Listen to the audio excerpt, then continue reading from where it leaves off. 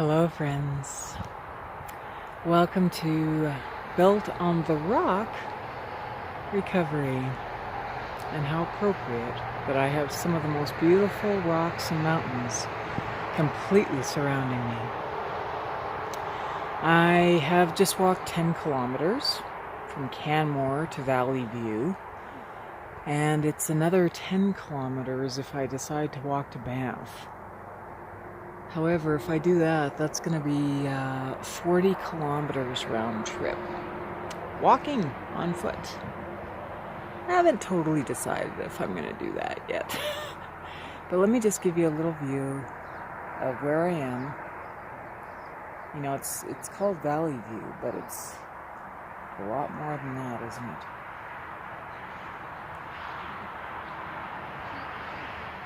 Look at those mountains, like unbelievable. I've met a lot of bikers, people on bikes along the path. Look at this, isn't this gorgeous? I just love it. Alright, so I want to talk to you right now about something that's really been on my mind. And, it's the topic of relapse, and I so hope the highway noise and the wind isn't going to ruin this video. Anyways, whatever, let's do it. Lord, please protect the video. First of all, let me begin by saying that if you are an addict in recovery and you're thinking about a relapse, I want you to know it's completely normal. It's completely natural. There's nothing wrong with you. You haven't failed. You're not a failure. You're valuable. You're a gift. And exactly where you are is exactly where you're meant to be. He does not make junk. Nothing he does is by accident. Nothing in your life is by accident. So even if you are in some of the hardest times of your life right now, and you don't see the light at the end of the tunnel,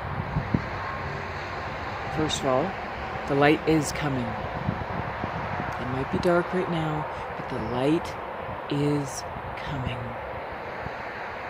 And you guys, as much as I'm telling you this, I'm having to remind myself of these things.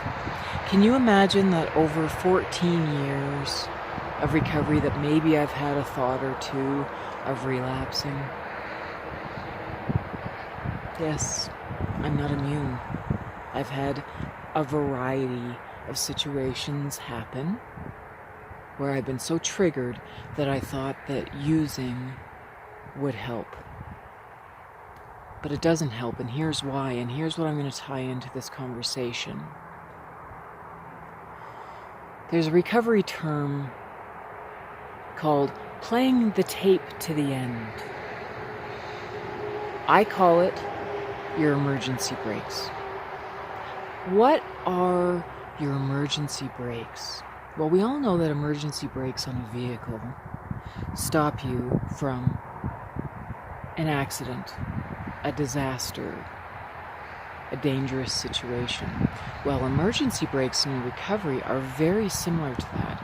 They're the things that you need to remember if you're going to avoid a relapse. Let me explain to you what the emergency brakes are in my own life, and then maybe you can start to think of some of the things in your own life that would be an emergency brake.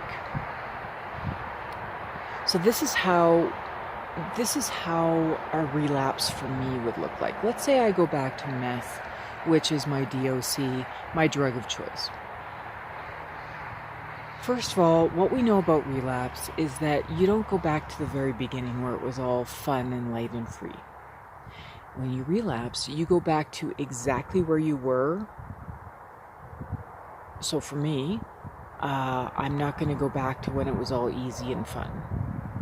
I'm going to go back to probably almost immediately, within a few weeks and months, to one of the many rock bottoms that I was at.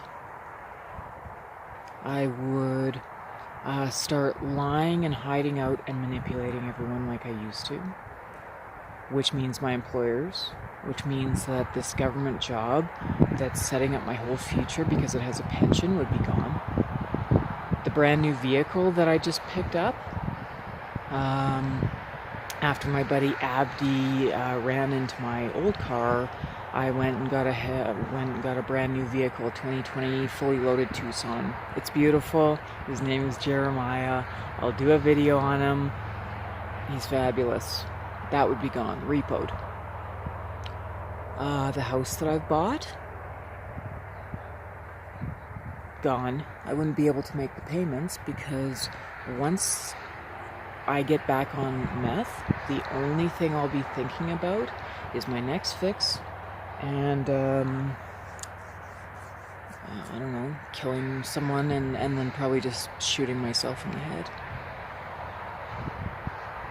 Okay, so I would lose all the trust and respect of my friends and family, and most importantly, I would lose all dignity, trust, and respect, and be so completely consumed with shame and guilt that I would be completely overrun with it. How could I ever live with myself at that point? So those are my emergency breaks. So I want you to think about in your own life the things that are going to keep you clean. Is it your kids? Is it your spouse? Is it for yourself? Are you doing your recovery for yourself? Listen, I'm gonna be just straight up with you guys. I haven't thought about relapsing in a really long time, like, I don't know, years. But after my friend had her son who died of the overdose, which I did the video on, just a few short days later, another dear friend of mine, her son relapsed back into the bottle. And you would think that these things would reconfirm for me why I would never want to use again. But that's not how it works with addicts. When addicts are severely triggered, and I don't know, well, I guess it doesn't take a genius to figure out why I would be heavily triggered by my friends' kids dying and relapsing and addicts being killed and murdered. Yes, all this has taken place since I started this channel 4 months ago. I have been triggered. And what happens when an addict is triggered? We want to use because we want to escape our life. We want to escape this awful reality. Well, let's play that tape to the end, okay? Let's say, for me, I wasn't thinking about relapsing on meth. That's not even a thing that comes into my head. For me, it was either hitting the cannabis shop or the liquor store. Because you guys, now that weed is legalized, it's as easy to get as walking into a liquor store, okay? And the day after I found out about the kid overdosing, I mean, he was just 22 years old. He had his whole life ahead of him. And now he's gone. And it was, the next day, you guys, it was minute by minute. When they say in recovery, take it one day at a time, sometimes you gotta take it 1 minute at a time. You guys, I understand what it's like to want to use when times are hard. I get that. We're in the middle of COVID, no one's watching me. No one's watching me. Do you know how many old-timers I've heard that went back out right around the 15-year mark? Because no one's watching them anymore. I guess I'm just another cliche and statistic. But here's the difference. I didn't walk into the liquor store.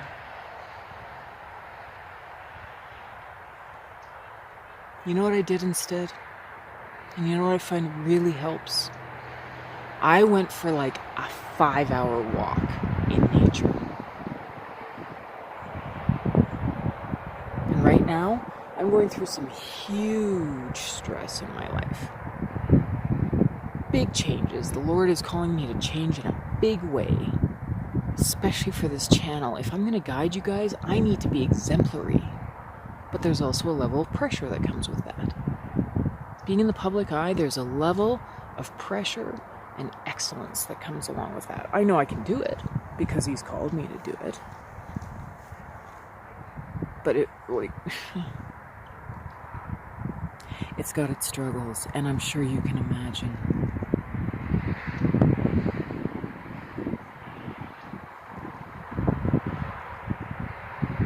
But here's what's so great. Even if you feel like you're failing, even if you feel like you're drowning, there's always hope. There is light at the end of our tunnel. Sorry, I felt like I had something happening. I was eating all that chocolate cake this morning. I'm really hoping it's not stuck in my teeth. Oh, Lord have mercy. You guys, I just wanted to encourage you that if you're thinking about relapse, I want you to put on your own emergency brakes. I want you to think about what your emergency brakes are, and please leave it in the comments. If you have things that you've used that could help other people to not relapse, put it in the comments. We'd love to hear it. I'd love to hear from you. Please hit like, please hit subscribe. I really appreciate all your support. And I'm going to continue with my walk. I haven't quite decided if I'm going to walk to Banff. Jeez, Lord have mercy, that's another 10 Ks. Or if I'm just going to turn around and head back to Canmore and have a really big lunch and maybe a nap. I don't know yet, but it was so great to see you guys. Peace out. We'll see you on the next one. Love you.